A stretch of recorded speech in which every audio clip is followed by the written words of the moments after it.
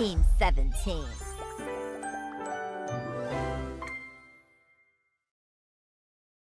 Sassy Chap Games.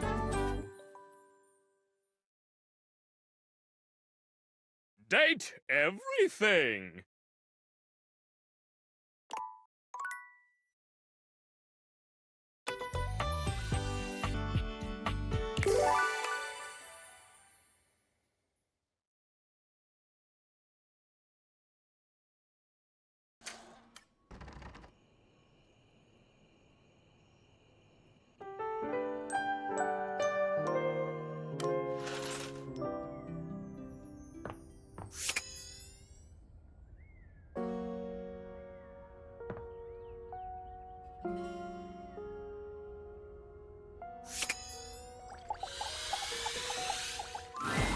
An armored warrior of some kind stands before you, a massive sack of loot slung over his shoulder. He greets you cheerfully, something about his smile and tone reminding you of your own customer service voice at work. Hey there! I'm Michael Transaction. But you can call me Mikey. Congratulations! Thanks for your purchase of the Date Everything Luxurious Edition! Your purchase gives you exclusive access to new features never seen in the game before.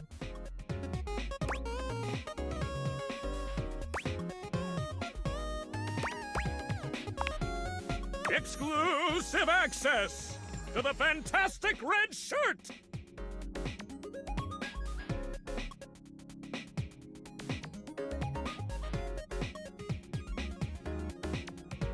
Exclusive access to the art book! Exclusive access to the soundtrack! Exclusive access to phone backgrounds! Exclusive access to Lucinda Lavish. And most importantly, exclusive access to me and my store, baby!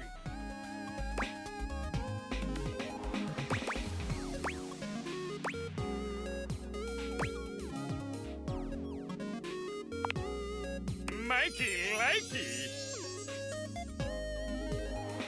Unlocking access to me means that you gain access to the Date Everything Loot Box! Each day, you can pull me up to 5 times for my extreme bonus armor!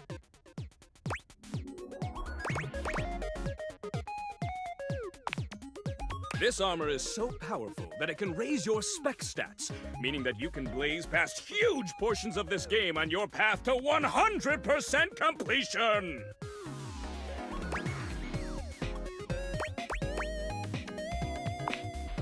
Then you'll love pulling for my armor regardless! It's fun! You can pull for my common boots of true presence. They have a high chance of being pulled. Or you can pull for my epic gauntlets of stardom. They have a small chance of being pulled. Or you can pull for my legendary cuirass of unwavering magnetism. This extremely rare piece of cosmetics has a tiny chance of being pulled. But it does exist! Trust me, I'm regulated by several gaming boards.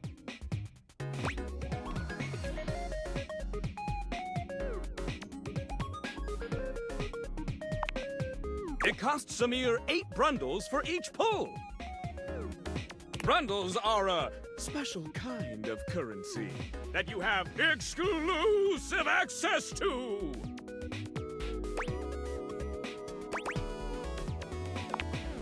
I don't know. But they taste amazing! In order to get your hands on some brundles, you have to spend money. You get 5 money per day. Save up for big pulls.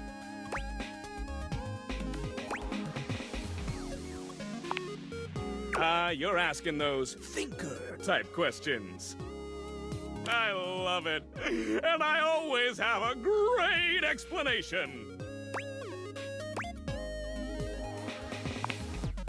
Oh. Well, you said money with no capitalization. That's totally different from money with the capitalization. You have very little money. But just by being at your home, Valdivian pays out its employees 5 money per day as a way of saying thank.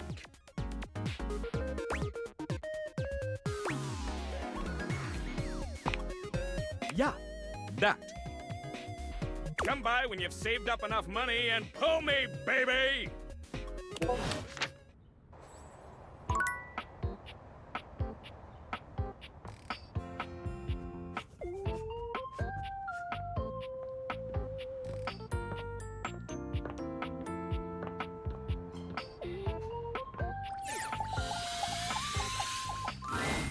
Dorian stands directly in your way, unmovable and unimpressed, and facing away from you entirely.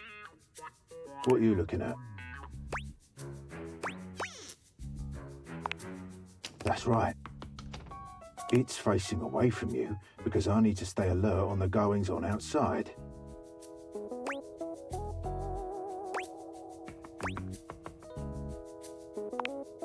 What's in the backyard simply does not concern you right now. What you need to focus on is inside the house. If you want to speak about why, talk to front Dorian.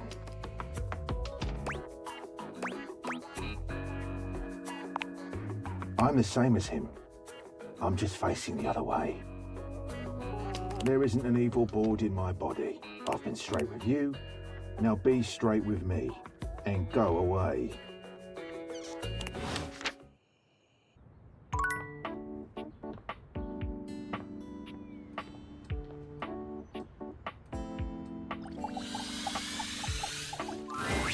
Ah, my faithful companion. Care to join me for another review?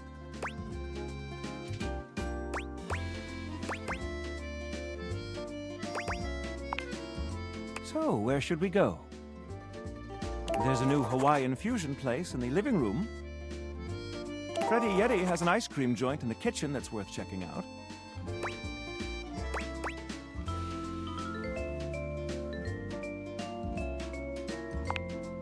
You find yourself in a large and comfy side-of-the-street-style stand. Koa has blended traditional Hawaiian vibes with Korean elements. He has somehow convinced Lux to don a red and blue outfit in order to tastefully represent a traditional Korean lantern.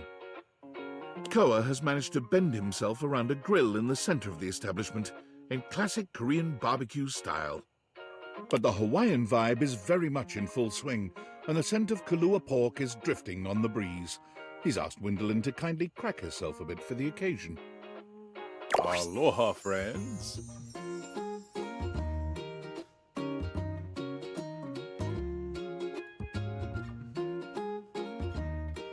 Welcome to Two Currents, a Hawaiian fusion experience. My mon ami.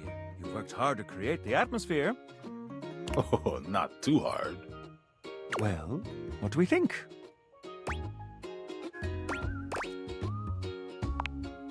I'm humbled that you think so. I agree, Koa. This is so far quite delightful. Please, take a seat. Koa pats his lap. Don't mind if we do. Is something the matter? How do we feel about these seats?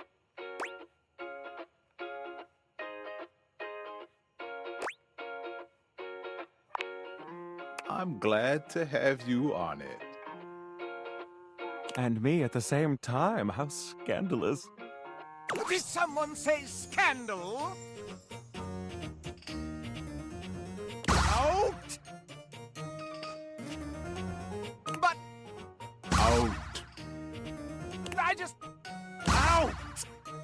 No fooey. If there's anything I can do to make things more comfy, just ask. Noted. Now, what do you recommend? Here's a dish that's also of Korean origin. Meat jun. Thinly sliced beef dipped in egg batter and fried.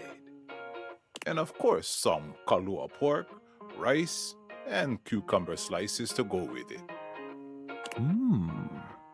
Intriguing. What do you think?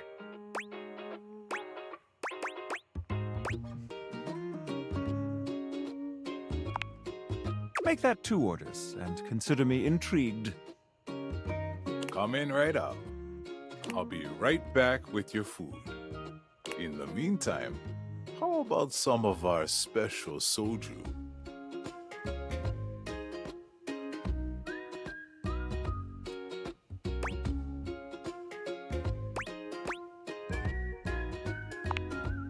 Ganbei.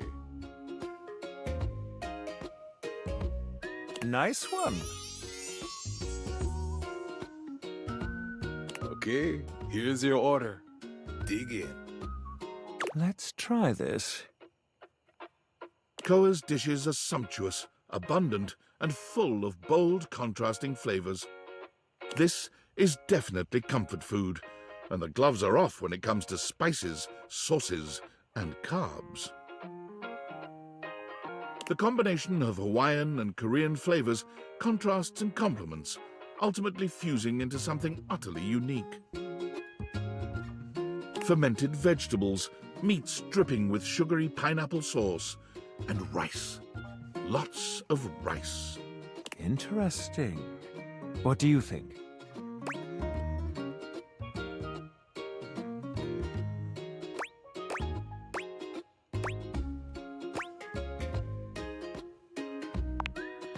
So...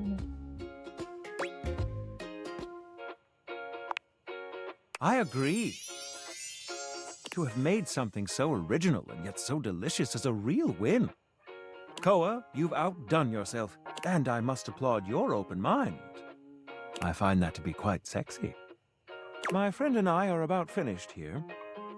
Koa, thank you for having us. You two are welcome back anytime. Thanks for stopping by.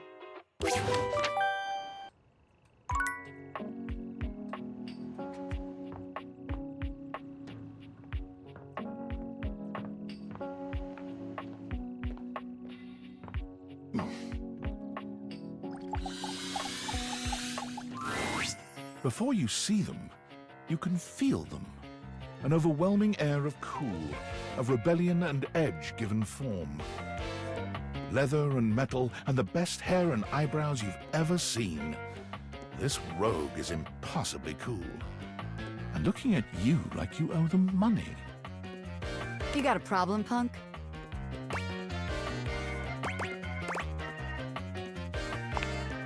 Oh, well, good. Because trust me, you don't want none of this. The name's Bobby. Bobby Pin.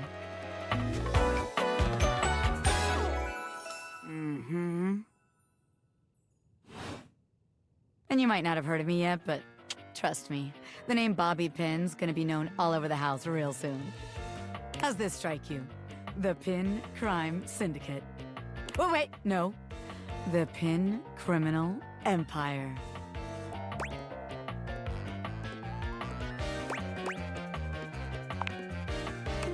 It's kind of old-timey, but it does have that kind of Top Capone feel to it.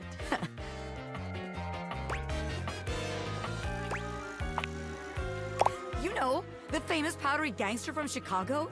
Talcum Powder Talc Capone?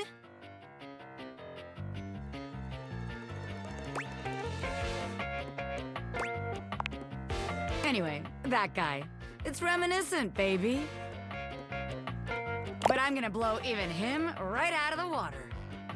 I've been locked up in Hoop's bag for years, and I'm finally free!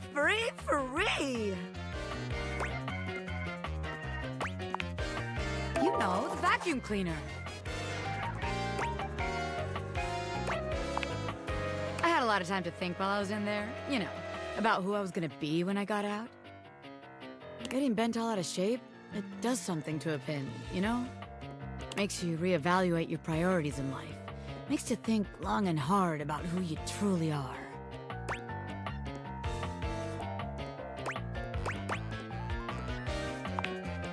Oh yeah, I used to be pinned straight, if you can believe it. Getting sucked up into Hoop's bag was a real revelation. I never really felt quite like myself before. Would have liked it better if I didn't have to be locked away for a while first, but I feel like for the first time in my life, who I am and who I've always been are one and the same, baby. Thanks. I mean, I know it, but it's real affirming to hear it from somebody else, too.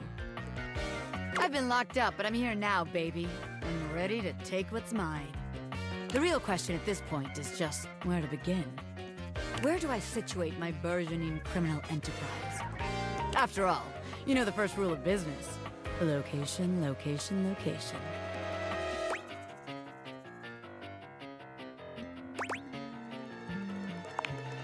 A-B-M-M.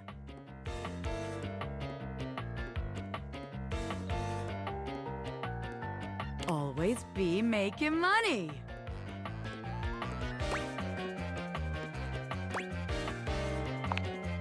Of course you can't, 'cause I'm right, as always. Tell you what. Let's make a game out of this. I gotta scout some locations for Pin HQ. If you can find me, I'll let you be a small part of this little venture. What do you say?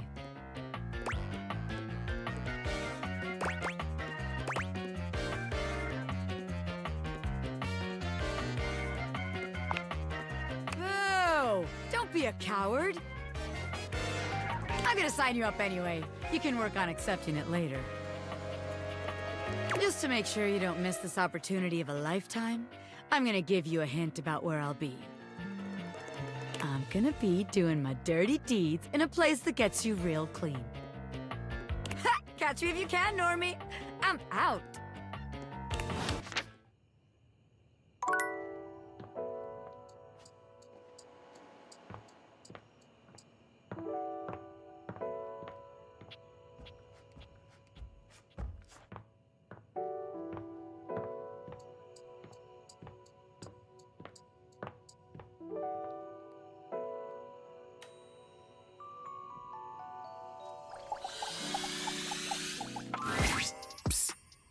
Come here. Rod waves you over, his voice low. We gotta be quiet. Kurt is sleeping.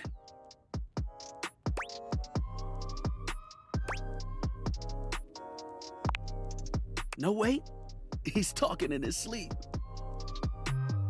Yeah. You silly. He's been going on like this for an hour. You know that textile looks great on you. Nothing but lame pickup lines and giggles. It's pretty hilarious if you ask me. Wait, what do you mean you like Rod more? I'm cool. I'm like, really cool. Wait, come back! Wait! Don't go! Kurt snaps awake, looking at you and Rod for a few moments as he gets his bearings. I was doing it again, wasn't I? Yup.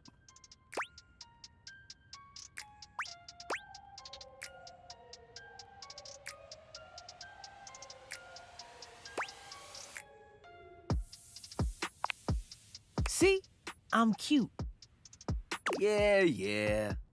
They said it. They called me cute. They were just being nice. Or honest, because honestly, I'm cute as hell. Not cute enough for whoever you were dreaming about. You don't know that. It was my dream. Fine. I know that even you know, deep in the back of your brain, that I'm better looking. Psh, my mind was just messing with me. Keep telling yourself that. We all heard the truth. How about this? Let's get you back to bed and let you have another shot. You think they'll come back again? Oh, no, you blew it. Even your mind knows it. Dream a new dream. One where you've got game. Party hard. Let's let Kurt get some shut-eye and hope he's smoother next time. Don't listen to me if I start talking in my sleep. No promises.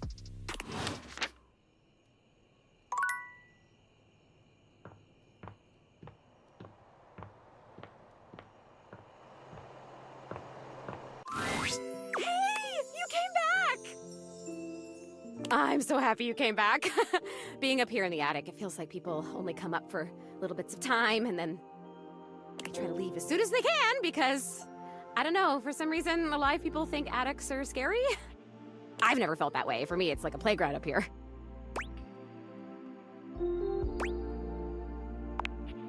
Like what?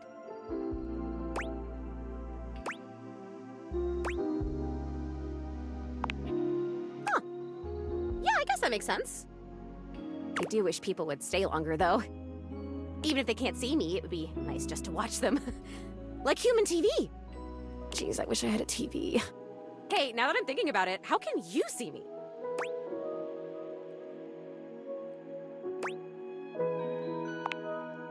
Yeah, I mean, I used to watch you move boxes around and search for that same amazing Christmas sweater every year.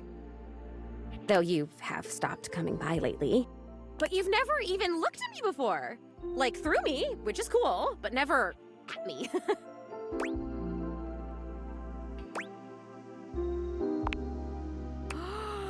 Whoa, awesome! Tell me everything.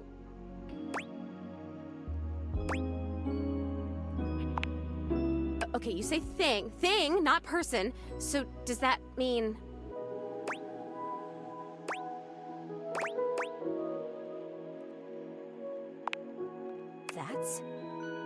That's... If I wasn't already dead, I would absolutely just die again from the coolness of this. You can talk to anything? Anything you want, you just put on the glasses and you can talk to it? Like it's real? Wait, so then how are you talking to me? Because I'm not a thing. Well, then I guess I'm something in between a thing and a person. You're noticing now. So, like, wow. I feel so happy, but it's weird. I think I feel sad.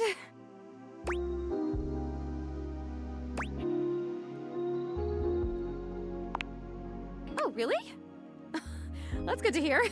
I felt sad a lot when I was alive, but since I died, I've just been mostly happy all the time. And I haven't had to think about the stuff that used to make me so sad. I think there's something about being a ghost that makes things harder to feel. Like, sadness can feel so heavy sometimes, and if I can't even lift the latch on the attic window, how am I gonna lift something as heavy as sadness, right? It would just fall right through me. That's kind of funny. I guess that's funny.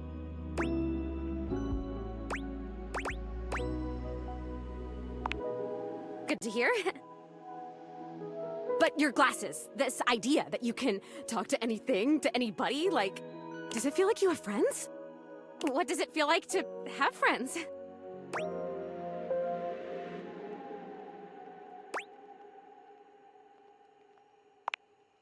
Oh man, I would love that.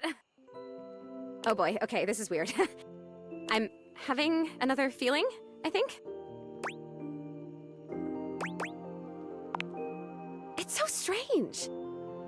Like I said, I'm so happy. Like, I'm so happy to have met you. I'm loving that you're here. I can't wait to play all the games, and I want to show you how I can go through the wall if I really concentrate. Because that honestly is amazing. And the most amazing part is that when I go through that wall, I end up right back in the same room again. Like I'm in this crazy loop where wherever I go, there I am.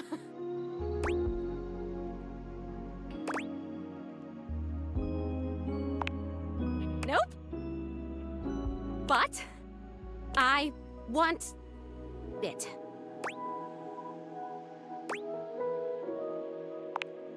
I want what you have.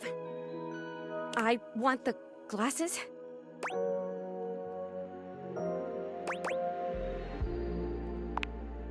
Really?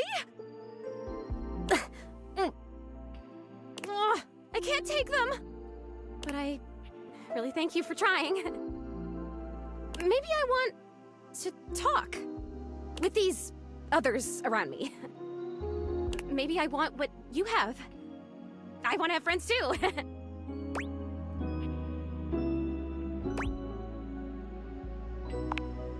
Oh my god, that's it! I am lonely! And if I could have all these friends, why did I not even know they were all here? You know? They can't see me because no one can see me because dead. And I can't see them because I don't have the glasses or because, again, dead. And I'm lonely. It's tough stuff.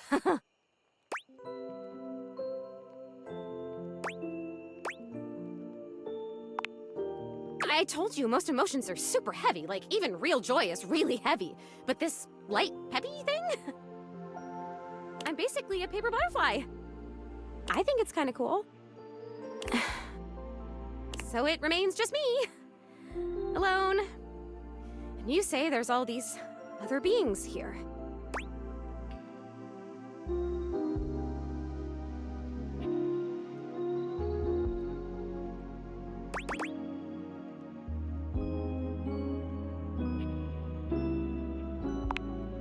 I don't know what that is.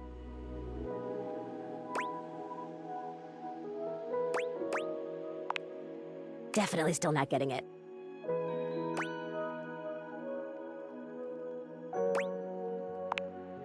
Oh!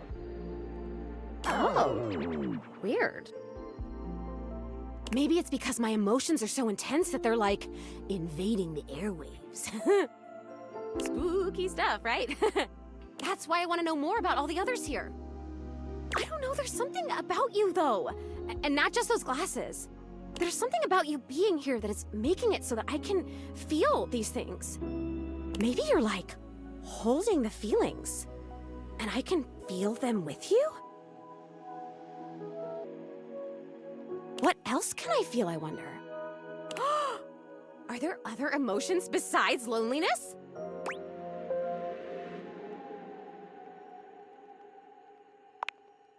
That sounds like a great idea!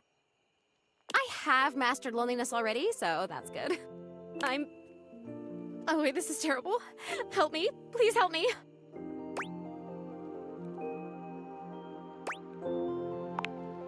I am so... Oh, maybe I haven't mastered this one. I didn't even think a non-corporeal being could cry. Have you ever seen anything this crazy? I feel crazy. I'm so lonely. Oh, it's happening again. I'm gonna disappear. Oh, I wonder if I'm still gonna be crying when I come back. You're gonna come back, right? I still want to feel the feelings. Once again, Zoey is fading before your very eyes, but it doesn't stop her trying to speak to you. And I have so much to show you. I can turn somersaults in midair.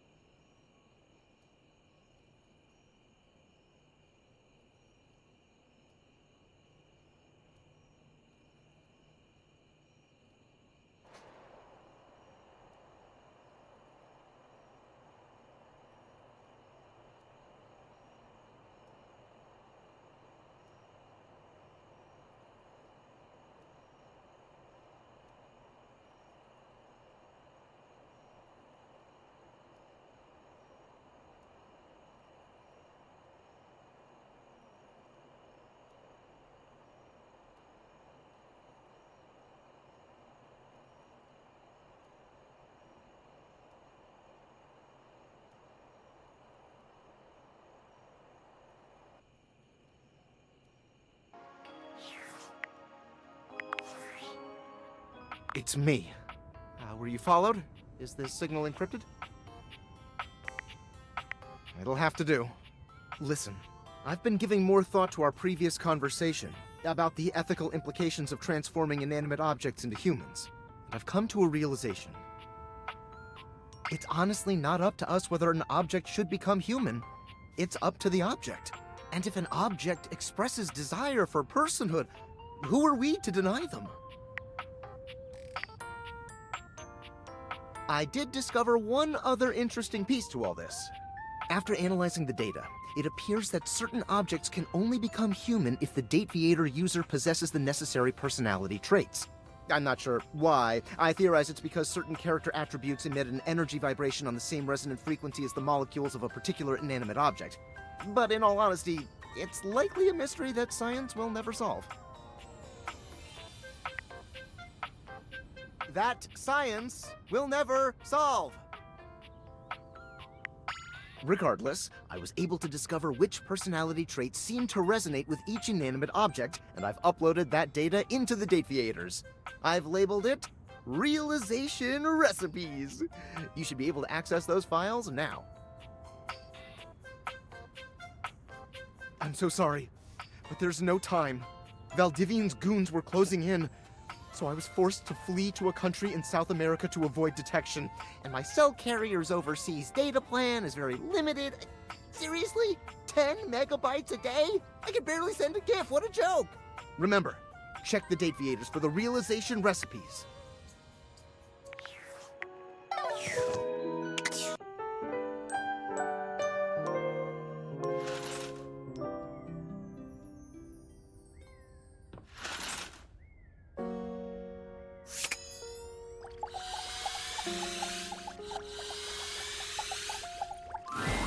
You're surprised to see Mikey busy with a phone call.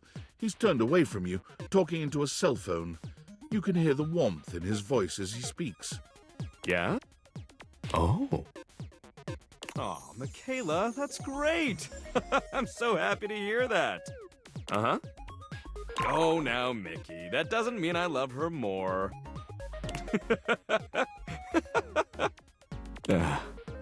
Yeah, Daddy's working. I'll be back soon for you. Love you too. Bye-bye. Mikey spends a small moment looking at the phone, then notices your presence. His demeanor changes to his usual self. Oh, sorry.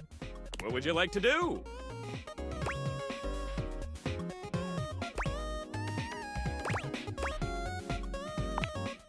Mikey fidgets with his sack of loot, not quite meeting your gaze. Oh, those were my kids. I apologize for having them on the call while on duty. That is unprofessional.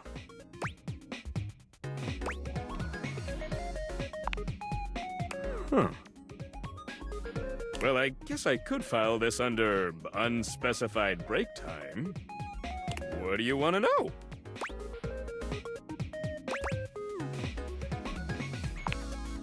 I have 3 kids, Michaela, Marco, and Mickey.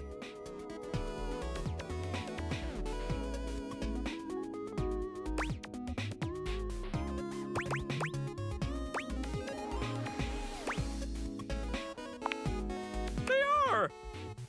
Anything else?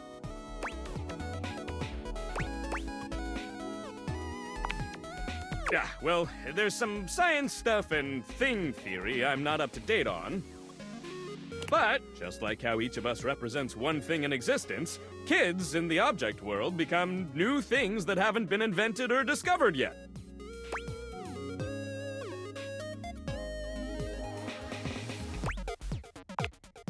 Yeah! Or selfie sticks! Anything else? Oh! She's great. Anything else?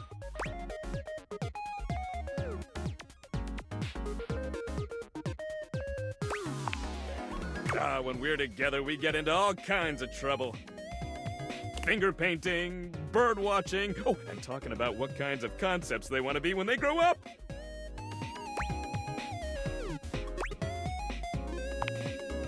I like to think I am. Anything else? Okay, enough of all this. I gotta get back to work. What would you like to do? Ooh, you don't have enough brundles. Would you like to exchange money for brundles? Let's get you over to the Brundle Exchange. Mikey turns around for a moment, and though nothing appears to have changed with him, when he speaks to you, it's with an entirely new voice. Oi, hello. I'm the Brundle Merchant. Would you like to exchange cash for bundles? How much? It's 10 money for 6 bundles.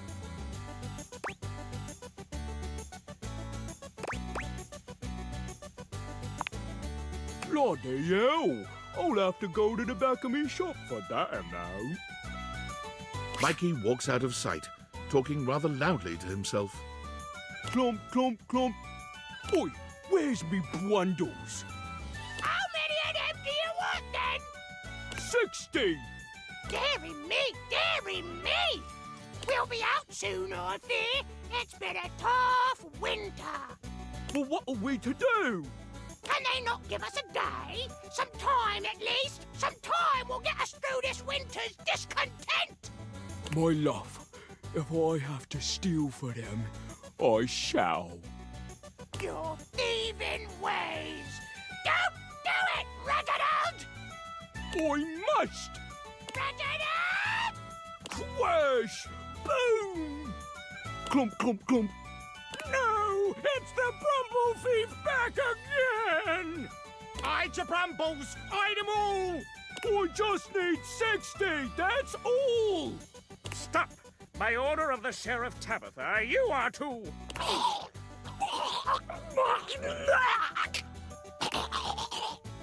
It'll have to do. He's taken precisely 60 Brumbles from the knight's purse! Let that be a lesson to Tabitha and Orion Rule. I know he's inciting us to riot based on our repressive ruling class. I love rioting! Yeah! Woo! Yeah! We're gonna riot! I'm gonna take them all, Now to make my escape. Clump, clump, clump. He returns, handing you a sack of brundles with a completely casual expression, like nothing just happened at all. There you are, 60 bundles.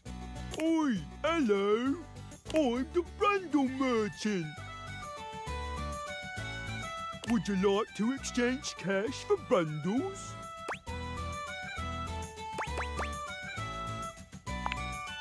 My mother always told me never to say a customer's bank account out loud. So I'll simply say, you have this many money. Would you like to exchange cash for bundles? How much? It's 10 money for 6 bundles.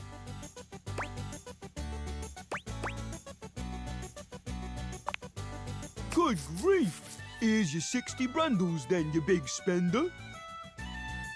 Would you like to exchange cash for bundles? All right. What would you like to do?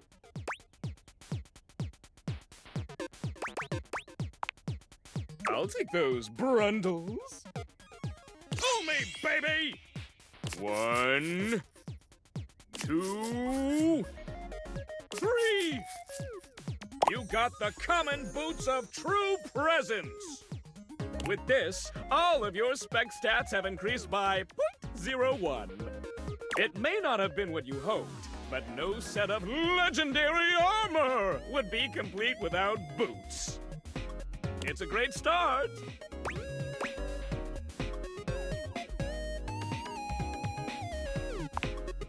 Hey! With that attitude, you'll get it on your next pull. I can feel it. Plus, once you get 100 of them, you can fuse them into epic gauntlets of stardom. Pull it, baby! What would you like to do? I'll take those. Pull me, baby! 1, 2, 3! You got the epic gauntlets of stardom!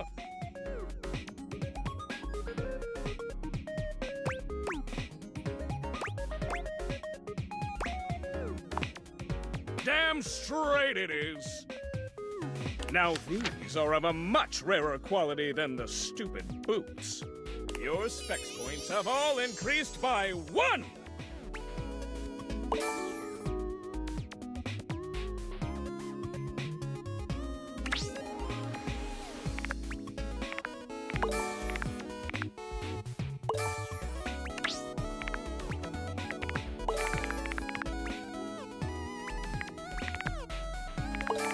Feel the energy! Feel the time you would normally spend talking with dateable objects. See you for the next one, Pulling Pal! What would you like to do? I'll take the... Pull me, back! 1, 2... 3! You got the epic gauntlets of stardom! Oh, sorry. I always have. Don't want you getting addicted to my charms too much, baby. Come back tomorrow.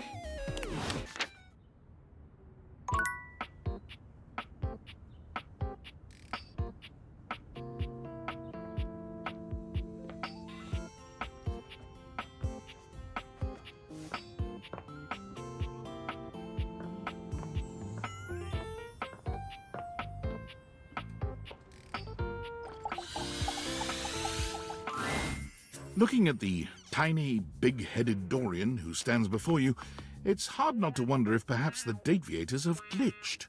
But a quick inspection does seem to show they're working just fine. What are you looking at? I am slightly smaller than the rest. No big deal. I'm still a door, not a cabinet, not a hatch. A door, just as much as the rest. Understand? Good.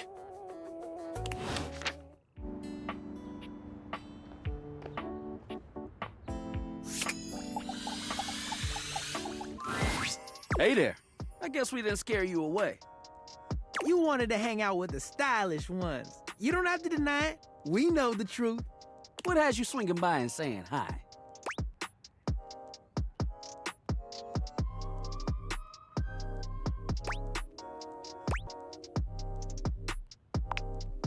Yeah, that's what I'm talking about. One-on-one with the Curdy Kurt. You still want to talk to him after that? Be careful, Rod. Haterade will make you rust. My man. You crazy kids don't stay out all night. I'll just be hanging around here. Catch you later, my dude. And what can I do for you?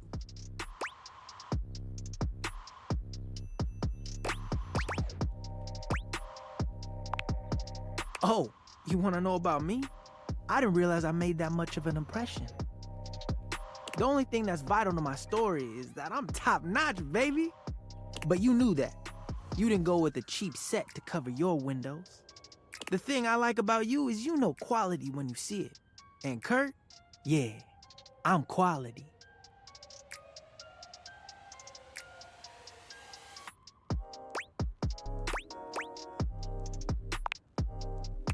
It's just what we do. Not everyone can handle it, but we know we got each other's backs.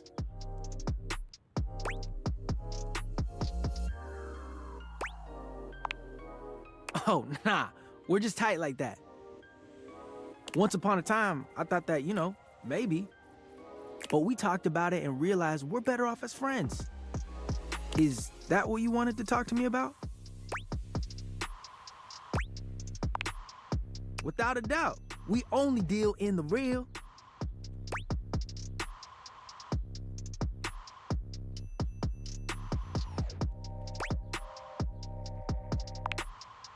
See, I knew it. I told Rod you've been looking at my embroidery.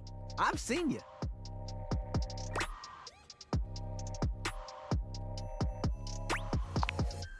And you are. Don't lie. I know you are. I've got to admit, I've been eyeing you up too. No joke. You've been hanging out with us more, and I can't help but notice how much fun I have around you. Rod and I have talked about it, but it's mostly just us guessing if you like one of us. Because I've been crushing on you, but I wasn't sure if you had a crush on me.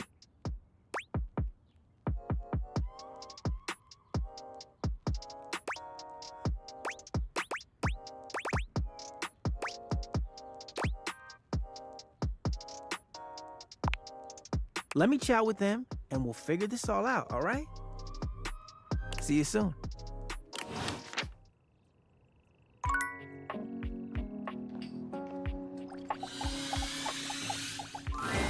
You find Mitchell looking more pensive than usual. He sits, staring off into the distance, absently swirling a glass of red. He notices you when you approach, and you catch a glint of something in his eyes. Bonsoir, mon ami. Mon chéri. Sometimes I get so wrapped up in what I'm doing that I forget the most essential things.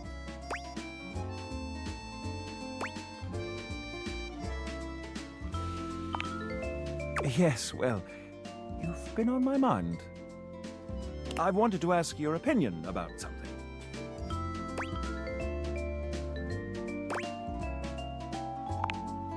Do you think there is a connection between food and love?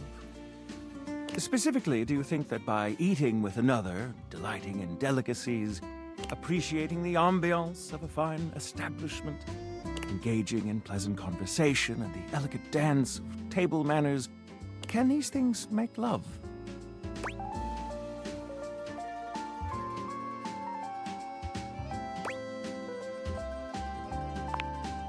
An act of love.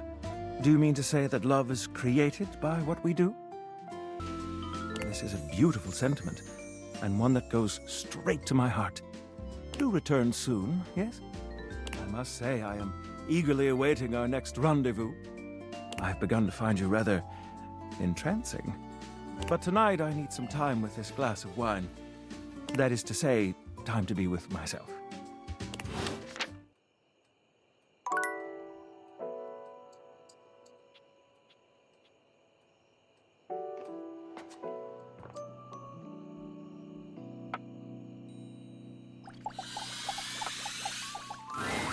Shadowlord greets you in his own unique fashion, throwing his arms open wide as he calls out to you. The lights dim and the shadows reign supreme. The doors of the abyss open for yours truly. Ah, a dark day to you, my penumbra. Ooh, I have something I want to show you. Evidence of my power returning. During our previous exchange, you questioned if our discussion was monumental in any way. Now, observe closely. Come to me, servants of the night! Shadowlord stands stock still, arms spread wide with his head tilted up. He seems to be waiting for something. Ooh. Ah. Ooh. He starts, turning to look at something you can't make out. He points triumphantly. There! Do you feel them? You feel a tickle at your leg.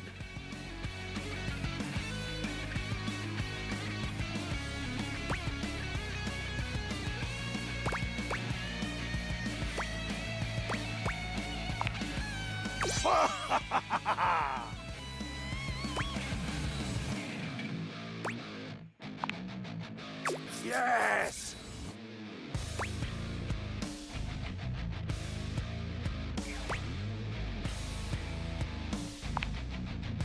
Witness my power! Witness my mercy! Begone, you pests!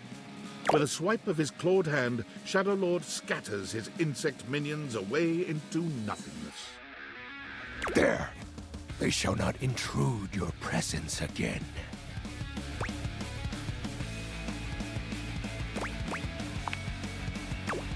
shadow.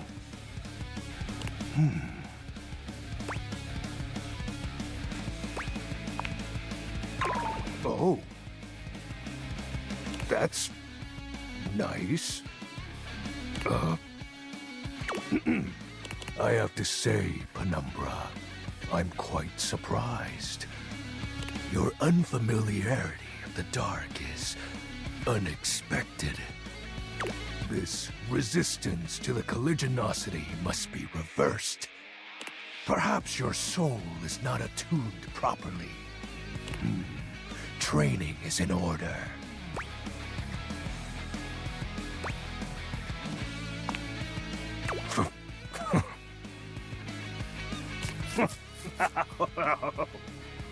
Oh, you are a rancorous one, my friend.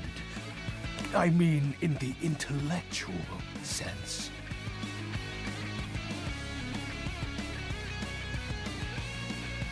Conversation will keep darkness in our mind tempered and in our control. Just as you participate in the labors of light, surely you partake in the leisures of darkness as well. What activities do you enact in the shadows? Regale me with every detail, Penumbra.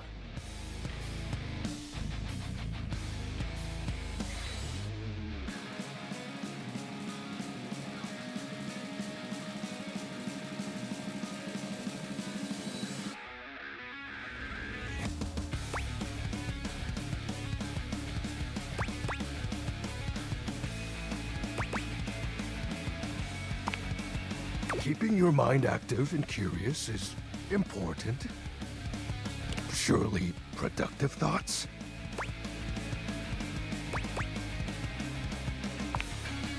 Judging by your surroundings, I don't believe you.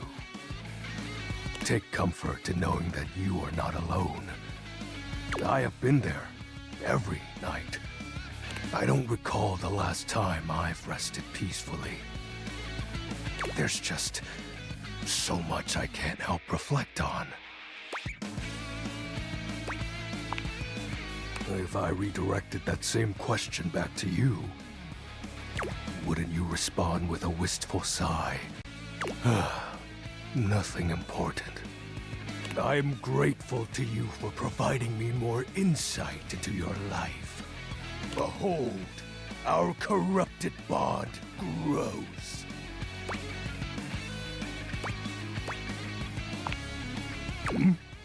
Something troubles you, Penumbra?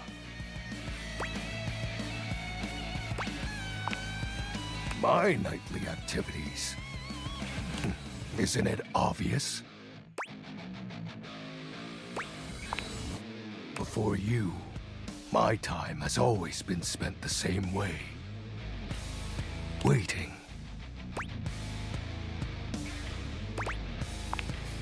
Oh. He exhales, his hands tightening into fists before throwing his arms open once more. You're beginning to grow used to this routine with him. I feel it. Another piece of my dark armament. It courses through my once dazed body, rejuvenating to the next stage.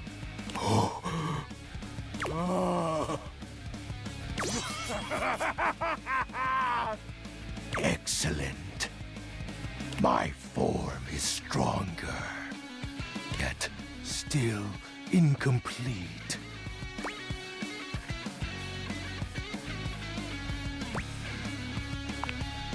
Your question seems to catch him entirely off guard.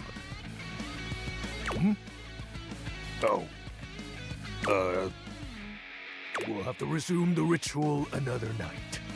I must become more adept to this newly returned strength. Until next time, Penumbra. Oh, and I do hope you have a pleasant rest. You'll need to conjure as much void aura as you can for our next ritual.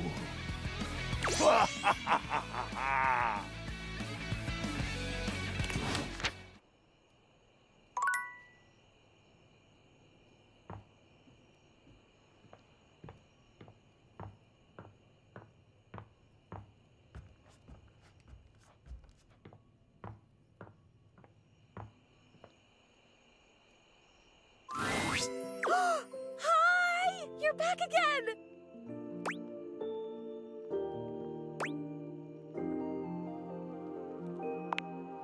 Aw, you're so nice. I'm great. I feel great. You're great. You're here.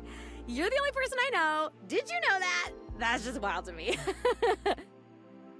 Can you imagine if you were a jerk? Huh! What if the only person I knew in the whole world was a jerk? That would suck.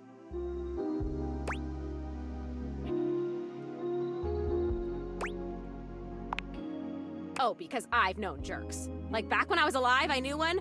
Ooh, he was a bad one. Like if you took a normal jerk and then you put him on stilts and you put him in a sumo suit. So he was like 3 times the size of a normal jerk. That was this jerk.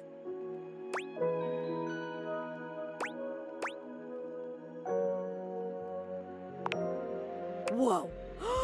Oh my God, I remember someone. It's you.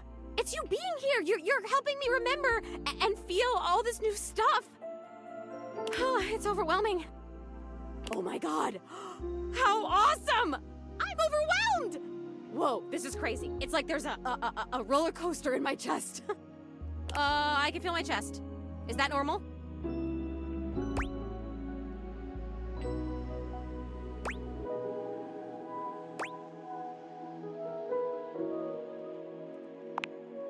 I can't wait to feel those.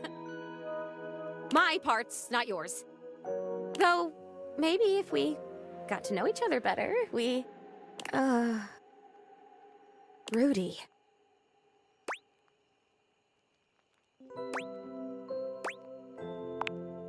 He actually used to live here. His name was Rudy, and when I knew him, I don't remember exactly. He used to wear this really long vest. It was like dark green or light brown. He was older than me, I know. I think, at least. How old do I seem to you?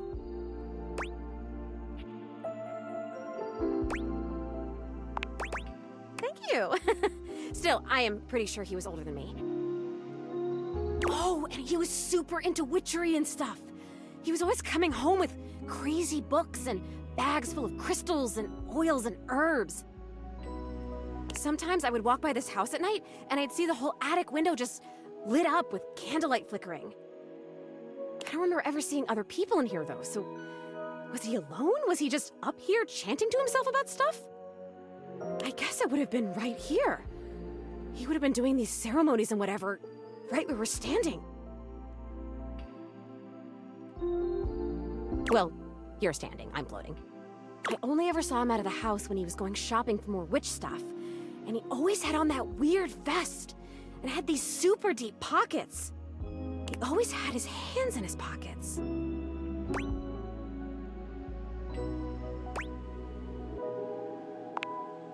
Zoey flickers, like someone just adjusted some spectral cable tethering her to this world. Oh, damn it, no! I'm gonna go away soon.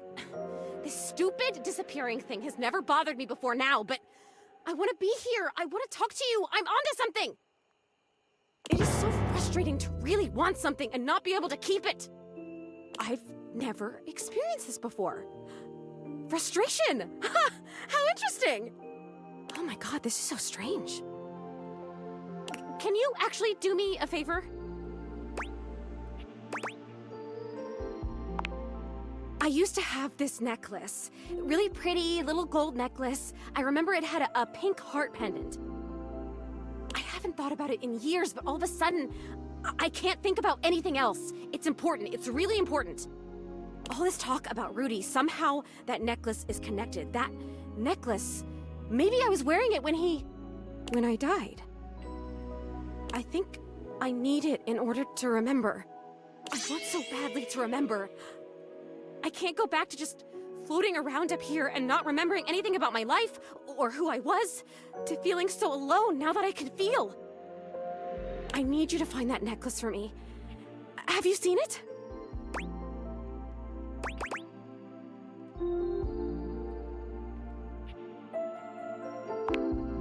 A time capsule, that sounds perfect! And you met it? Like, you talked to it because it was like a person to you? That's still the most amazing thing I've ever heard. You meet objects. Ah! Okay, can you go back and talk to... Who is the time capsule? Bodhi. Wow. Okay, can you go back and talk to Bodhi and ask him if he's seen my necklace?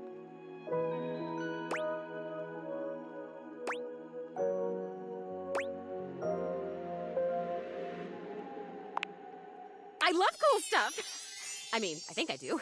Why wouldn't I? Cool stuff rocks! Come back with it and I'll tell you everything I remember.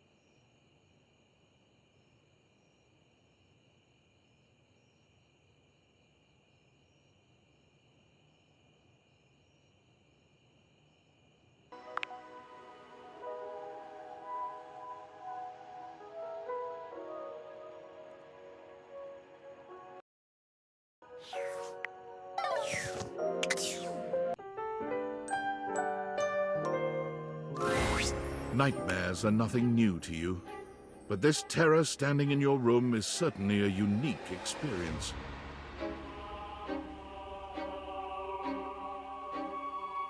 It's hard to even make sense of what you're seeing. A dreadful figure, wreathed in black, with what seems to be the suggestion of a horse's head. It has a multitude of eyes where they should, but it's not the monstrous anatomy that freaks you out. There's something crawling up your leg.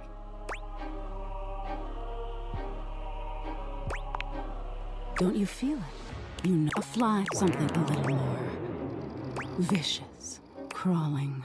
Aren't you going? Now there's the prick, the pig. There's an so another whatever they are. They're eating you alive, trying to put up a tough. I'll find out what scares you. In any case, it was simply delightful to meet you. No need for pleasantry. I've been in your... Until next time. You'll see me sooner or later. They say cops sleep with one eye open. Sleep. She fades into nothingness with one last creepy laugh.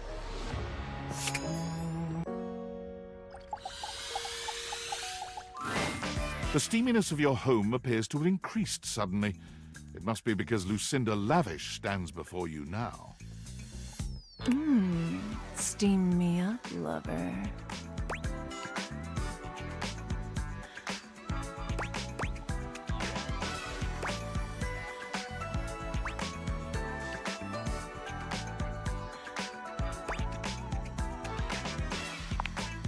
Not convinced?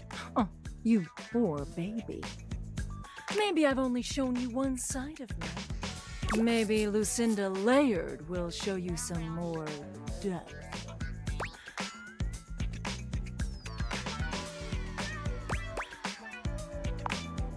Baby, everything is going deeper. I have one of the most complex pathways in this game. There are more types of Lucindas than anyone else.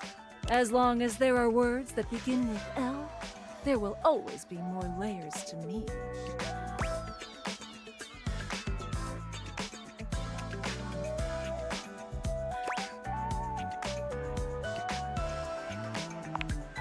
Exactly. That Lucinda is one of my very favorites, though she has no place here. And our conversations, they drip with care and emotion, with well-written options for you to choose. Like this one.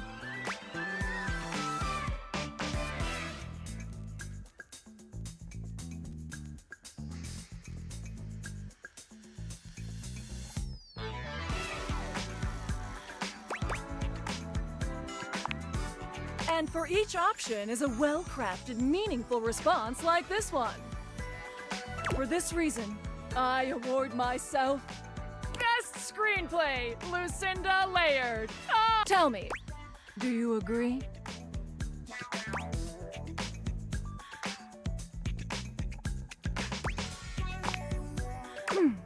Perhaps one day you'll be smart enough to understand me. Until then.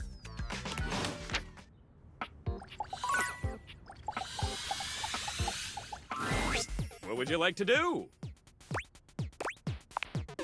I'll take the... Oh, me! Oh, so I always have. Don't want you getting a comeback.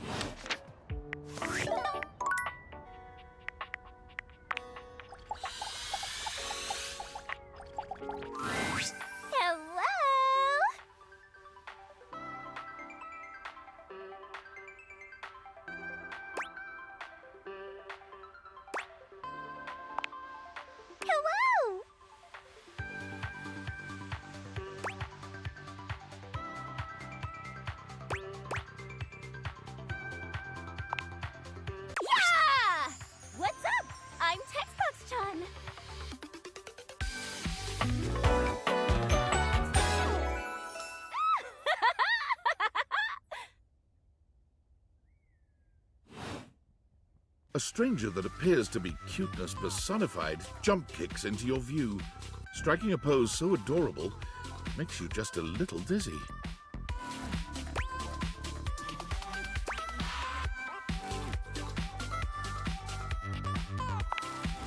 Yep. Gee, those date theaters really can transform anything. Wait, we should use it on the sun! Think that would work?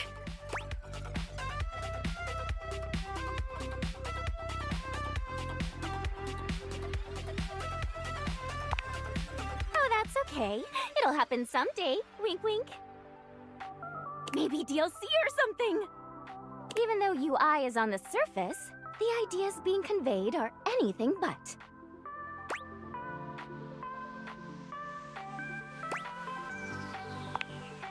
Look, I know you've been staring at me this whole time, which is the point.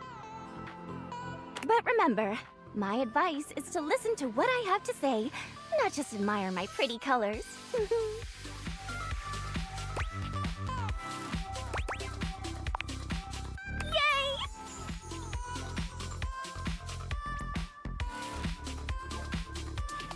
How are your dates going, by the way? I hope I've been helpful so far.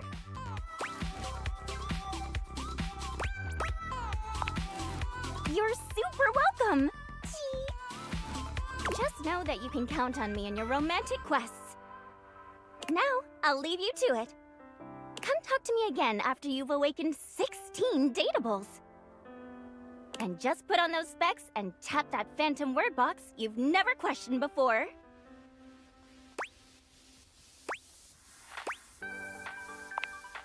Well, then come back later.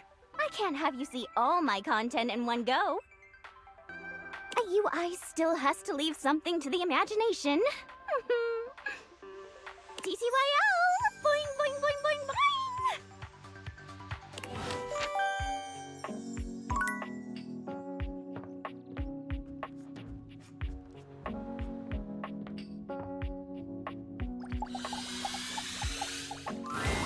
Hey, I was looking through my various items inside my capsule, and I found this cursed little necklace. It's pretty bodacious if you ask me.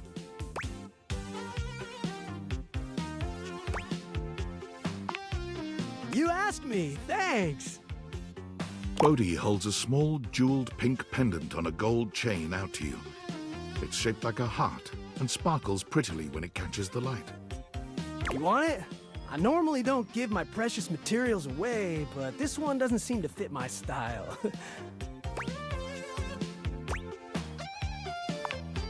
Zoey?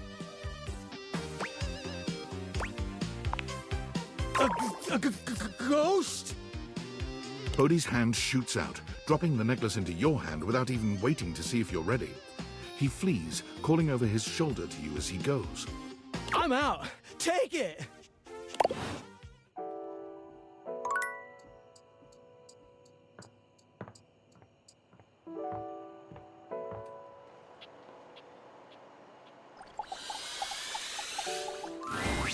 Ah, my faithful companion. Care to join me for another review? So, where should we go? Freddy Yeti has an ice cream joint in the kitchen that's worth checking out. You arrive at Freddy Yeti's new ice cream joint, the Yummy Yeti. It's a herky-jerky establishment, to say the least. The ice trays are slipping and sliding everywhere. The frozen peas and fruit have not yet been moved totally out of the way. And Freddy himself is hard at work trying to put together the last touches on his icy creations. We have arrived. Hey guys, great to see ya. I'll be right with you as soon as I finish mixing this. Dang strawberries won't blend. What do you think?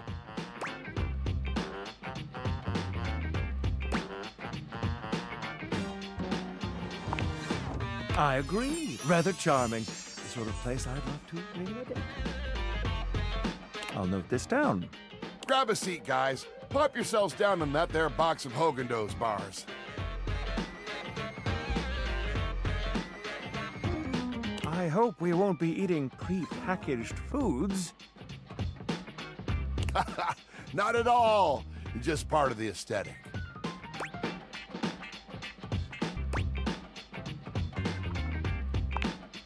I'm so glad you approve. I want you to enjoy yourself while we're out together. And I must say, Freddy, it really is a good idea. Aw, shucks. You're making me feel all nice and cold inside. Have you got menus? Nope, but look at this. Freddy points at a long bar of ice, into which he's frozen the various flavor combinations. Strawberries, bananas, pieces of chocolate, vanilla beans. And beside each, he has painstakingly, if a bit sloppily, carved the names in ice.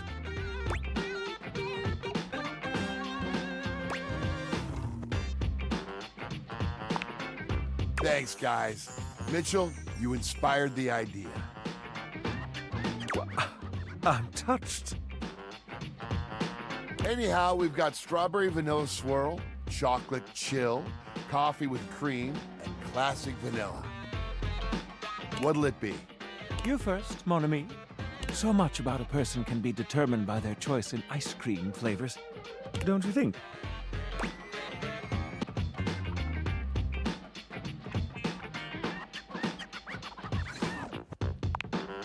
Ooh, I dare say let's get a bit mixed up. I love a good dance of flavors. Well, don't just leave me hanging. How is it?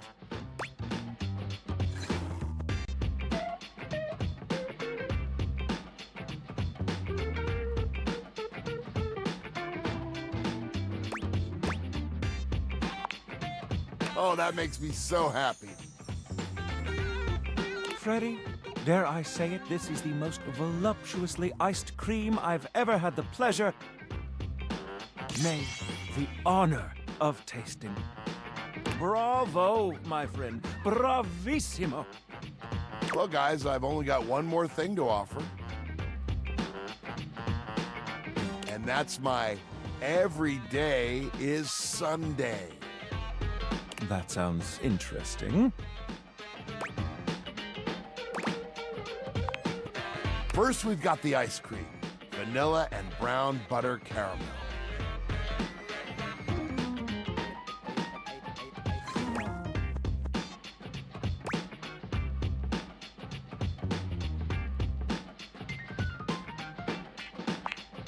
Consider me titillated.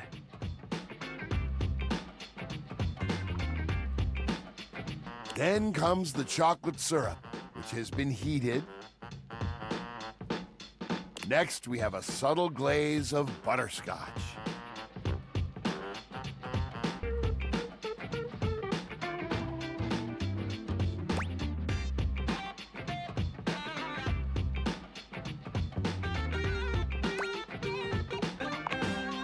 Mon Dieu! Some ground roasted almonds for a crunch. A bit of whipped cream. And last but not least...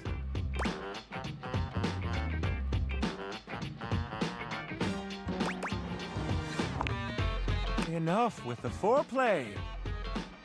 Well, my friends, that's everything I had for you. I know it's a bit rough still, but I hope you had a good time. I'm not exactly a trained waiter.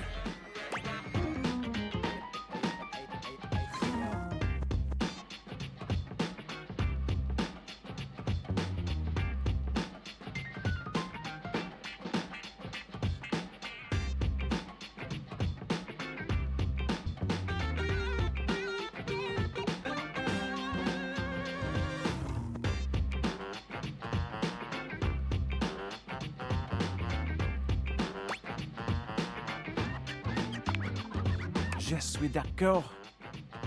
And I might say that your grasp of French grasps at my heart.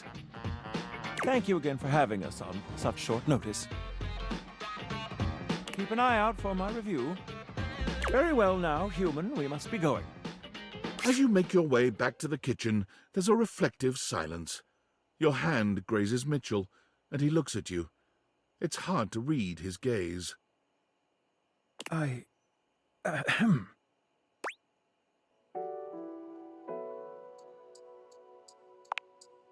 Felt what?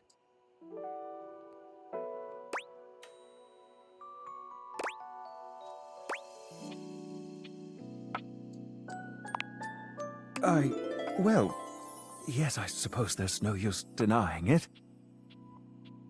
I think there is something between us. Perhaps we can continue to meet like this and see where it leads us. Ah, we've arrived.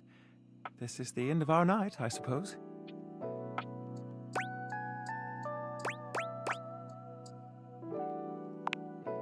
Let us help ourselves to a second feast. A feast of pleasure. Making love to Mitchell is like eating at the most extraordinary restaurant you can imagine. He has style, elegance, and great poise. His attention to every detail of your desire is impeccable. He teases you in with appetizers of foreplay and builds up to the entree of your pleasure with the utmost skill. By the time you are cuddling in the sensual aftermath of dessert, you are utterly, completely sated.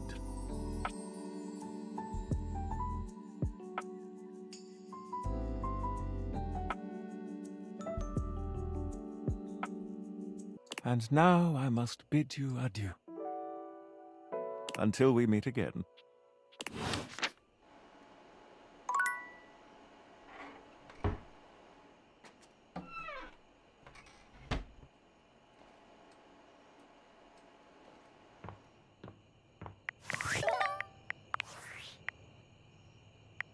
Attention, jackasses! It's been weeks already, and you're seriously telling me there's been absolutely no movement on this missing glasses issue? Maybe I haven't made myself crystal clear. Nothing else matters. You get me? Your expense reports, corporate retreats, PowerPoint presentations, I don't care about any of it! This is your one and only priority. You find me those glasses if you gotta burn this whole worthless rat trap down to the foundation, and do it now! Secretary Dawson at the Pentagon is breathing down my neck, and his breath stinks like flaming garbage! You think shareholders are bad to piss off? You do not want to screw with the U.S. Department of Overseas Violence, get me? We're all gonna end up buried alive in some desert somewhere! Find me those glasses, now! And who the hell came up with the 15% off transparent items promo? No consumer buys anything based off of how transparent it is! Find me whoever came up with that crap and fire them! David.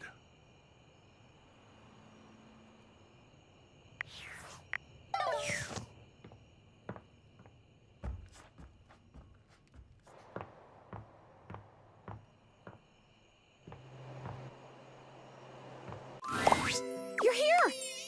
Is that... That's my necklace, isn't it?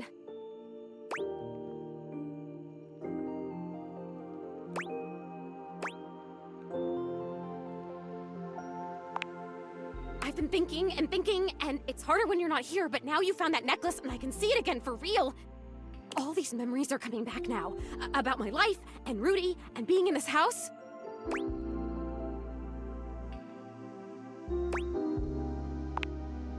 Thank you. You're the only person who can see me. Is it okay that I talk to you? I need to, but I'll stop if it's too much for you. I'm actually really sorry. I can just go. I mean, I'll go as soon as the disappearing thing happens. Like I said, I don't have control over that, but I can just wait in the corner until it happens if I'm bothering you.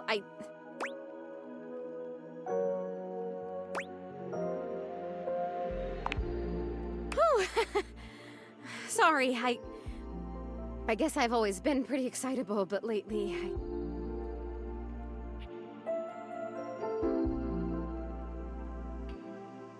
I cried again, you know. Last night I was looking out the window at the sunset, hoping I'd see you again, and I've totally seen a sunset before. Just because I'm a ghost doesn't mean I don't notice things. I notice a lot of things, actually. Be surprised if you're just in one room for like a million years. I know these floorboards so well. But the sunset, it was so beautiful. It was purple. I didn't know the sun could do that. And I cried again, and I wanted to tell you.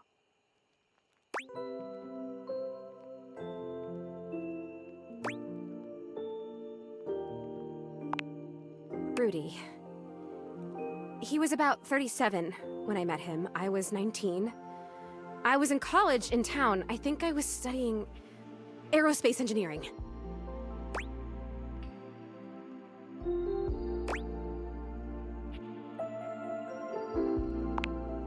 He was pretty good looking, actually. His hair was going gray, which I always thought was kind of hot. I had a crush on Charles Binberg when I was a kid because his pictures were all in black and white and he had blonde hair, so in the pictures, to me, it looked gray. And he was a pilot. I wanted to be a pilot. I had a crush on Charles Binberg, and I always wanted to be Amelia Earhart. Anyway, he used to be kind of a hippie. The house was almost a commune kind of place, according to my parents. Oh my god, I had parents. I haven't thought about them in so long. I didn't even remember them. I think they loved me.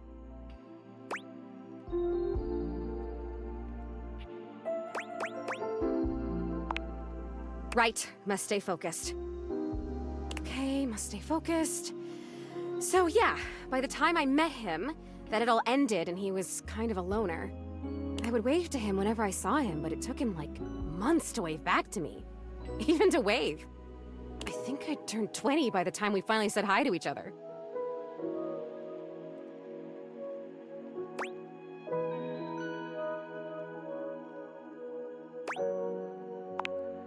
For sure, I was fascinated by him. I mean, a witch? A hot older guy witch living right in my neighborhood? What's not to love, right? Sign me up.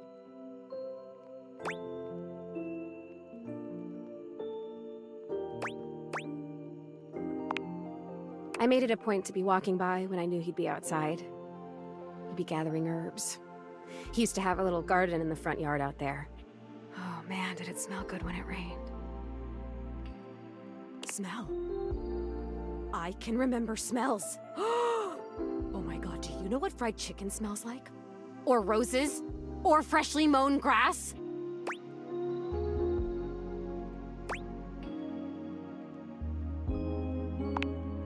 Ugh, bleach? Yuck. Although I really like the way the pools smell. Chlorine.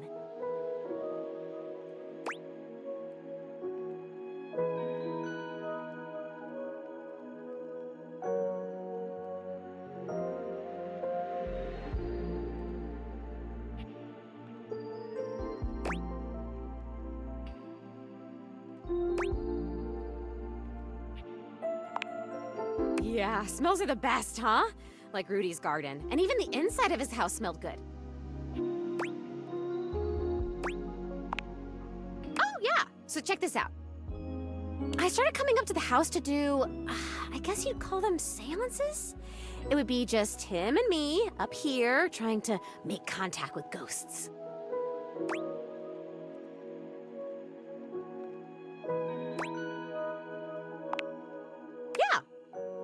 Why? Is that weird? Nothing ever happened. I don't think. Like nothing bad. At this point, I'm sure I'd remember that. He actually taught me a lot of stuff. I learned about mixing the herbs, and about how to write a spell, and how to speak an incantation, and all about these occult symbols and what they mean. It's kind of a bummer that we drew everything in chalk, or you'd still be able to see it.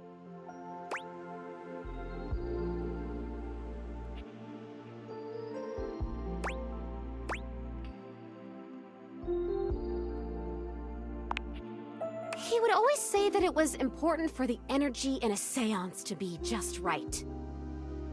There's something about my energy that he thought was really special, that I was gonna help him finally be able to talk to the other side. Apparently that's part of what he was looking for with all those parties he used to have. He was looking for the right combination of people and just never found it, but I was different.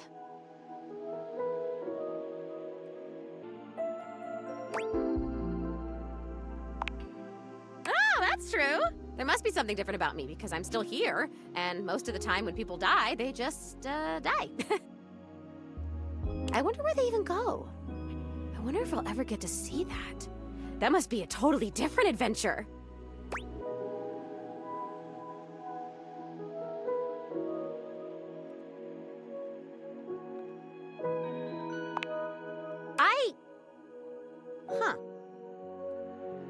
I don't remember how I died. I remember so much other great stuff now. Since you brought me that necklace, it's like I have my whole life back now.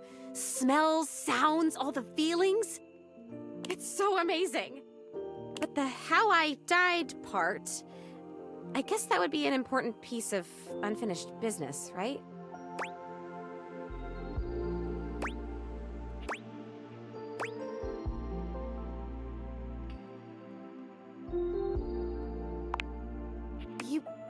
You're saying you think Rudy killed me?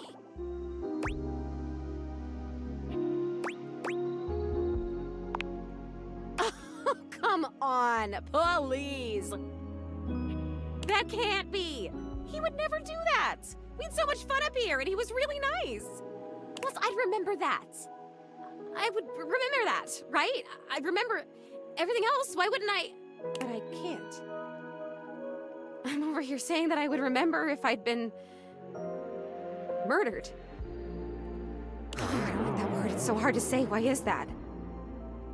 But I can't remember if I wasn't, so what does that say? Oh God, there it is again. That fear feeling. I know I don't have skin like other people, but I can still feel it. I don't like this. Why are you making me talk about this? What if I don't want to remember?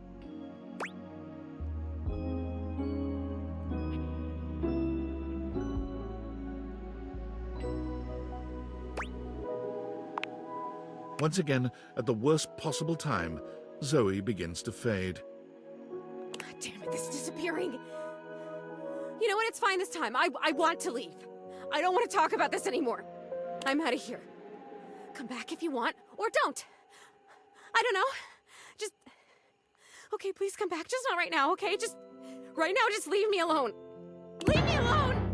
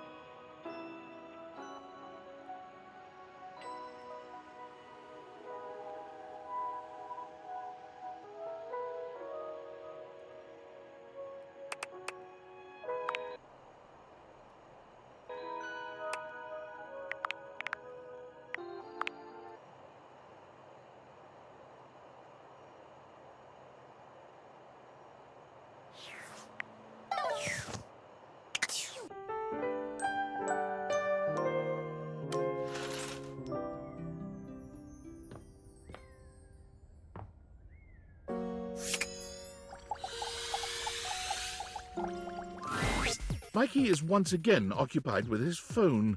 He doesn't seem very happy with whoever is on the other end. I told you, Stacy, I can't come home tonight. They have me staying late. You'll have to arrange for someone. Yes, we use the shared calendar, remember? I told you to write down the password. Come on, Stace, we can't...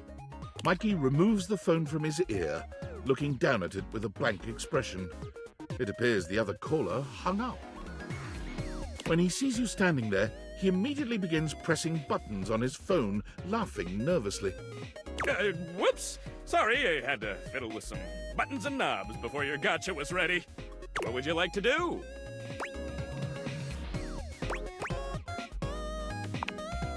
Yeah, ex-wife. Stacy.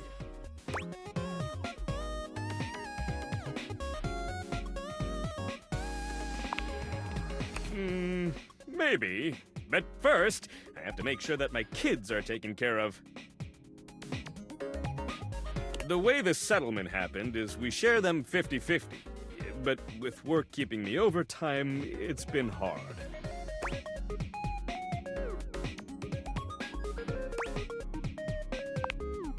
Star.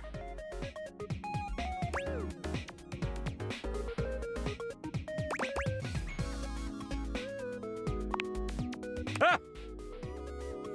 Bang on the money there. She's just distant. In more ways than one. I'm sorry to let my personal matters get in the way of our own relationship here. Let's pull it, baby!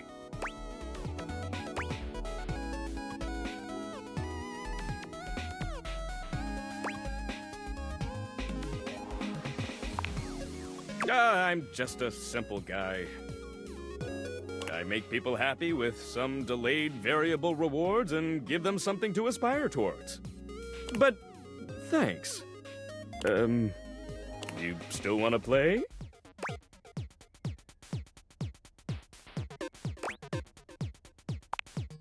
Okay.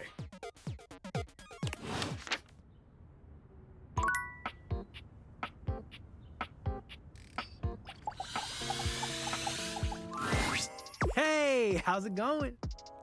You have a knack for showing up when you're on our minds.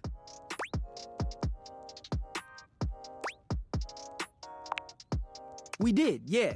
And we've come to some decisions ourselves. We both like you, and we batted some ideas around. We kept going in circles about what to do.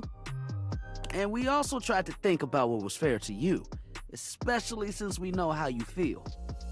And we think it's best if we just stay friends. All of us.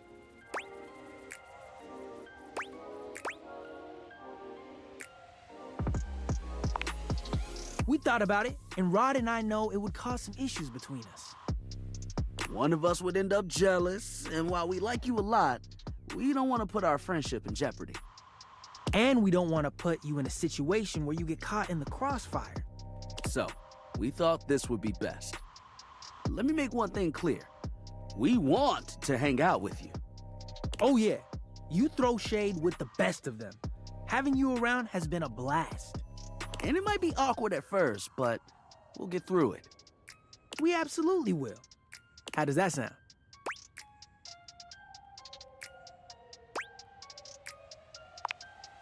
Fantastic.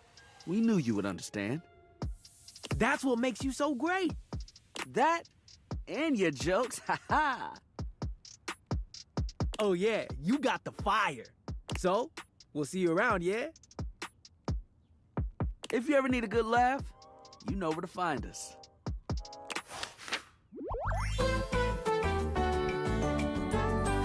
You one of the homies now. You can...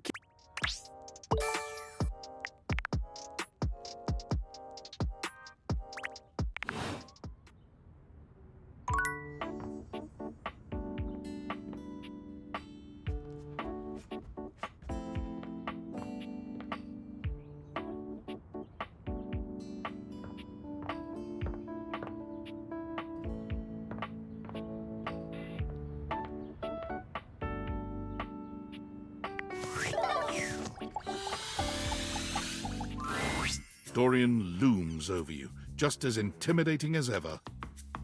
Fancy a bit of a work? We've got some important denizens who only reside here. All in all, fairly quiet. It's packed in there, but here are a few at the top of my frame. There's Shelley the Shelf, Charge the trusty D20, Penelope the office supplies, and Jerry the junk drawer.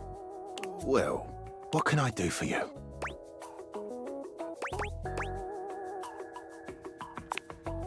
She's supportive.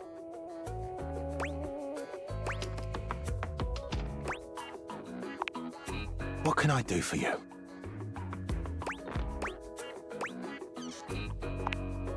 Grottos and gargoyles is his game of choice. He has tons of stories he wants to tell, but hasn't found the person he wants to tell them with. As such, he creates scenarios to test the abilities. Given the amount of time he spends creating these worlds, he takes them very seriously. If you're looking to be his friend, you should play through one of his campaigns.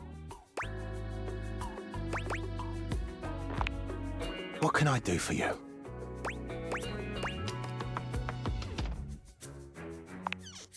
Oh, yeah. I see. You think our names are funny. I'll have you know that my name is Dorian after the Grecian column, as I am strong and sparse in decoration.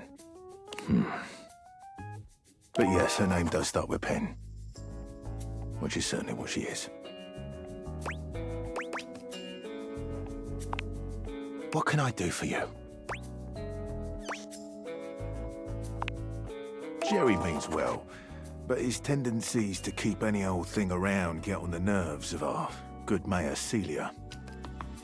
You'll eventually have to find a way to deal with it if you're looking to become his friend. My recommendation: one man's junk can be another man's art.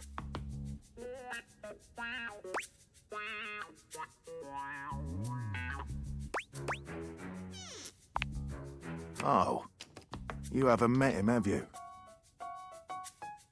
Take a look at an empty frame. You might be surprised by what you find. That's your lot for now. If you want to know more, you'll have to see for yourself.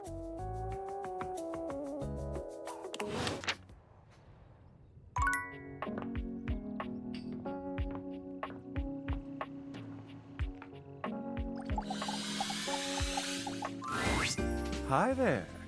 I'm just finishing up my latest round of reviews. Care to have a read?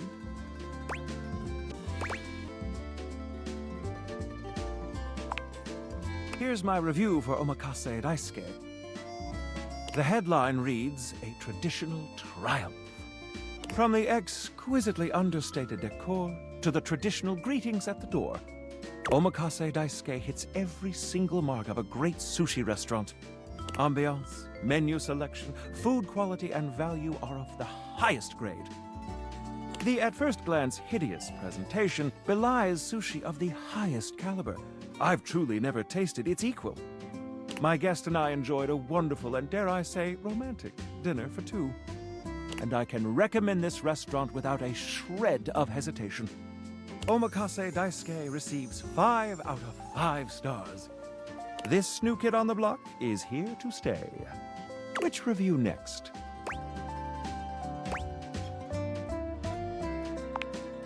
Koa's Two Currents. Let us see. When we walked into the living room for our lunch rendezvous, there was a lot to take in. Hawaiian and Korean themes blended seamlessly in this laid-back barbecue joint.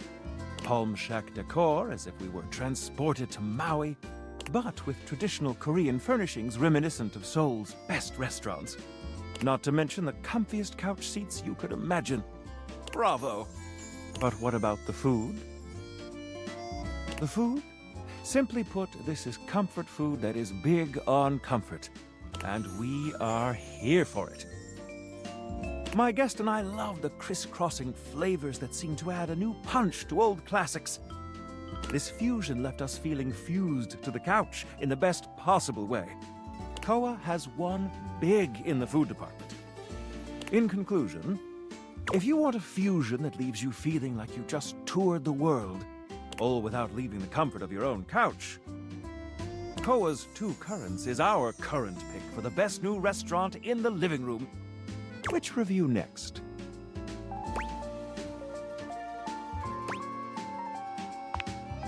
Ah, yes, Freddy's Yummy Yeti. Ahem.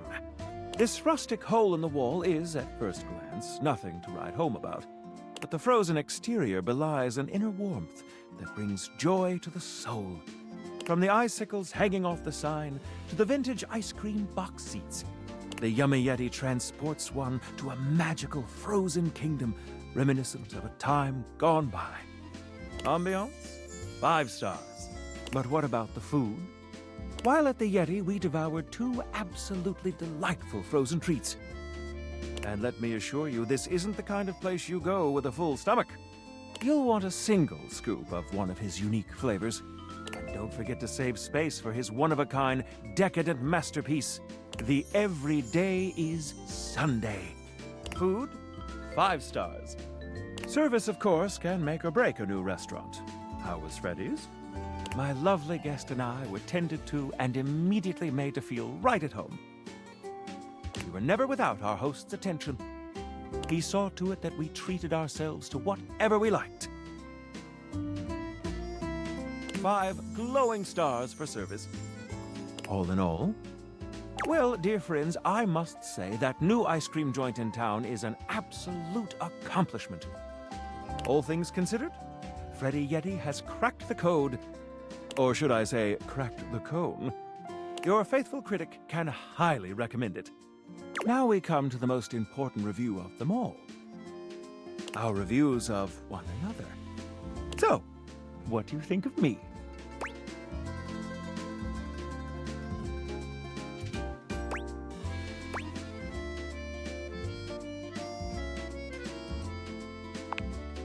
To be honest, I'm not sure your palate is refined enough for my taste.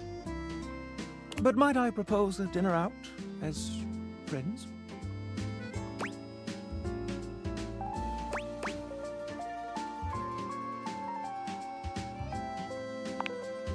I see that our tastes here are in alignment. I can think of no better way to celebrate our friendship than to have a bite to eat. What do you say, friend? Shall we indulge?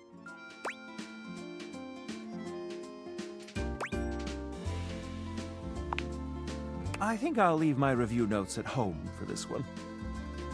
You're already 5 stars in my book.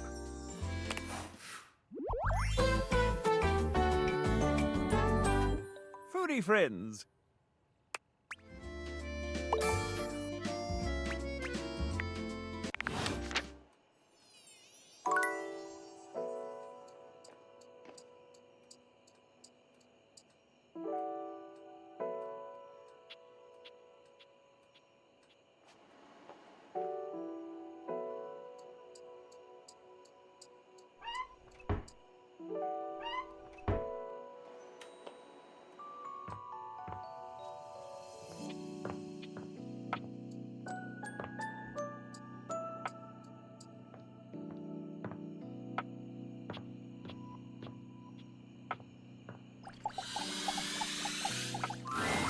You return, wishing for me to dig through your data decks once more in search of Silverline scandal.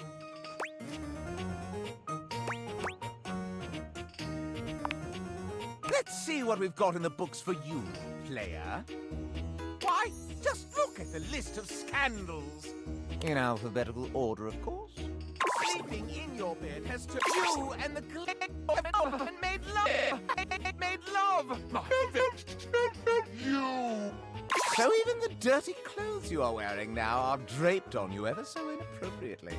Do not think I haven't noticed how they fondle your nether regions. How filthy. Sparks have flown between you and the cotton sings. Cracks appear in my... This low amount of lovers, it is not quite enough to pique my interest. If you were to say, make it a menage a many, then I might be swayed to think of you a little differently. A little more lasciviously. If you desire it, of course.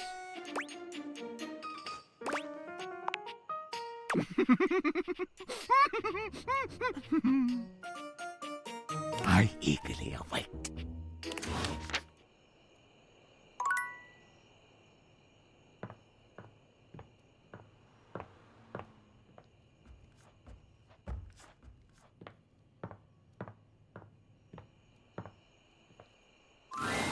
Oh. It's you.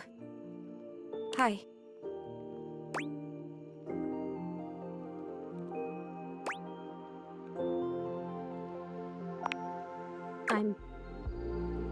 I'm afraid. I've been so curious about everything. I wanted to know. I wanted to feel it all the time, all at once. I was so grateful to you when you found my necklace.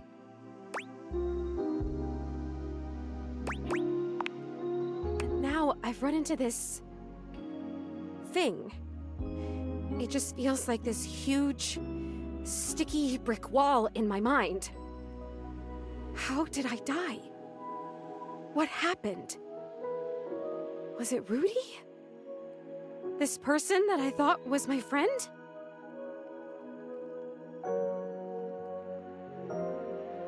He was a loner, and I had friends, I guess, but he was just so much cooler than most of the people I knew. Now that I felt loneliness, real loneliness, I understand him more. It's a terrible feeling. I'm glad I could be his friend. I guess what I'm saying is I'm not sure I want to know. I'm afraid to know.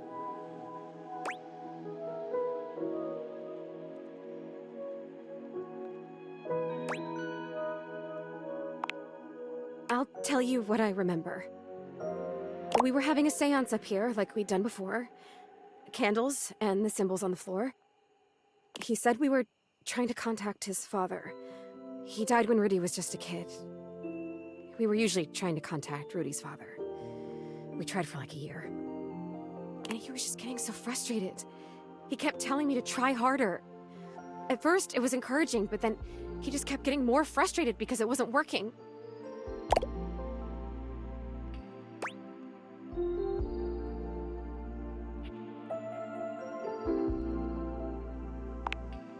Right? But he was my crush. I wanted to help him, so I tried harder. And we kept getting close, and then something would go wrong, or the energy would slip away. Finally, I got fed up too because I didn't know what else to do. So I stood up and started to shake out my legs, like just to get some blood flow back from sitting in this dumb circle.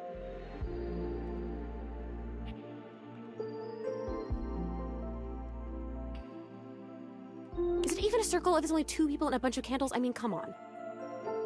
Then he freaked out! Don't break the circle! Don't stand up! Get back here! Don't break it!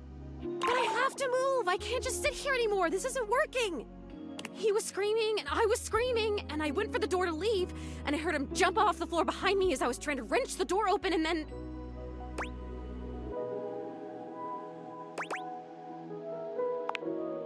That was it. I fell. I fell, and I remember hearing my neck break.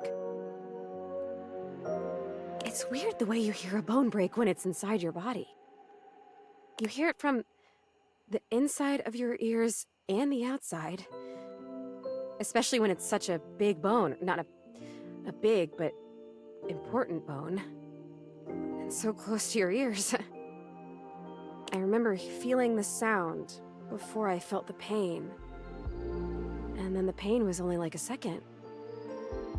And it was over.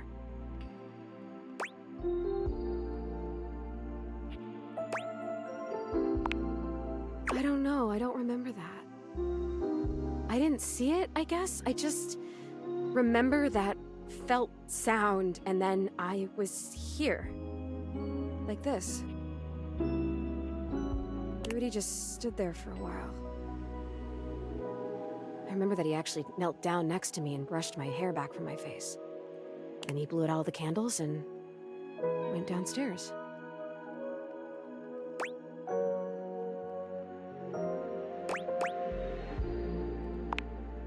I guess he did. Huh. Some crush. The next people that were up here were the paramedics, or whoever it is that comes with the big black bag and the gurney. Oh, wow.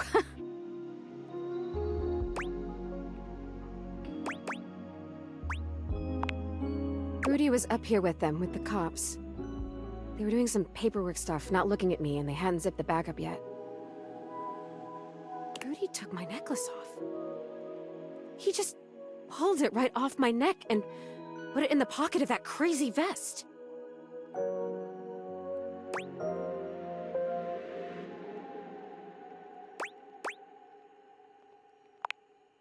He must have put it there because he felt guilty about taking it. Or maybe if it was a time capsule, he wanted it to stay here forever. I don't know. I don't know if I care. I have to tell you, I don't know if I want to live this way anymore. When I was just alone and happy-go-lucky with no memories, it was okay. But now I've met you, and I know about other personalities in this house, friends that I might have. I know how lonely I've been. And now I really know, I really feel that I'm dead. I'm not supposed to be here like this, just hanging in between worlds. I don't know what to do. I don't even know what I could possibly do, but I'm so sad now, and it hurts. I'm gonna go now, okay? It's weird when you're lonely to just want to be alone, but there you go.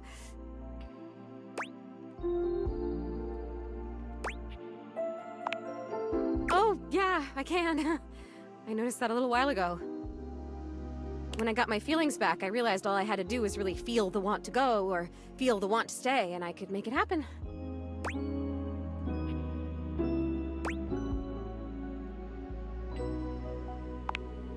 Welcome. Maybe I'll see you again. I have to try and figure out what to do with my life. Well, my death. With whatever it is. See you around.